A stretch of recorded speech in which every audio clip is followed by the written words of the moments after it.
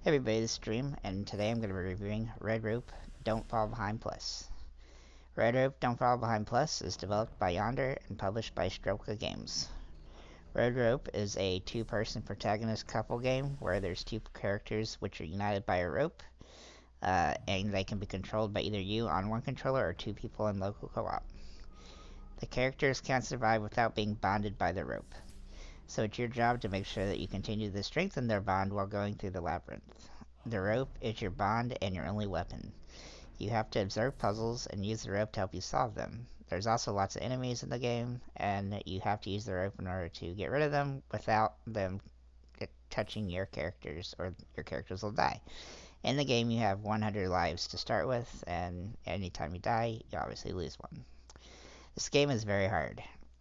Because the game is only local co-op, I can't say if that makes it any easier, but playing with two people, but it actually doesn't seem like that would be the case, considering your friend that playing with would have to be very mindful of their surrounding, just as you would have to be.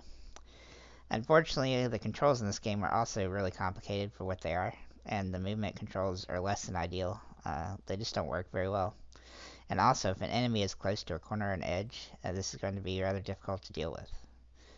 The game seems very simple, but it's actually pretty difficult. I wouldn't call the difficulty a downside, but the failure of the controlling mechanisms in the game is a massive downside to me, especially considering the difficulty. As much as each puzzle is different, the rooms just didn't change that much, and in my opinion, as I've progressed.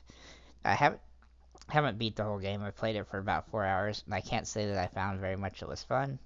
The jumping in a new and jumping around from room to room doesn't seem to be very inspired. And it seems like it's like rinse repeat, solve a boring puzzle, kill some enemies, rinse repeat, try not to die too much. um, and when I first saw this game at first, I kind of expected a wildly different experience. I'm not sure what it was I was expecting, but what this is not what I expected. Overall, I just don't really understand what the game is even trying to do, and I don't find it very fun. I think they had an idea to bond the two players with a rope, and that seems interesting, but the controller mechanics are just awful, and so I feel like that takes away. I do think there's a very small set of gamers who will like this a lot. I just don't fit into that group. So I'm going to give this game a 5 out of 10, but honestly, it's kind of an incomplete score because aside from the things I dislike about the game, I do think the idea behind the game was interesting, and but the graphics and the mechanics are just not very good. But I could see if you have the mental acuity to try to deal with that for a while and to really learn the controls good, I think you might turn out liking the game.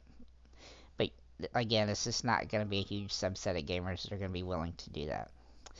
As for the achievements in this game, I expect this is going to take a while for someone if they can get good enough at the controls. It's definitely not easy 1000 by any stretch of imagination. I've got about 125 points in 4 hours. But even that, I think I lucked into a couple of them. So, for instance, there's one for dancing, and I would never have gotten it unless I accidentally did it. So that's kind of the situation we're in with this game. Like, I didn't know what to expect. What it is not that great. I can see some potential though. So let us know in the comments if you decide to check it out. Or if not, see you in the next video.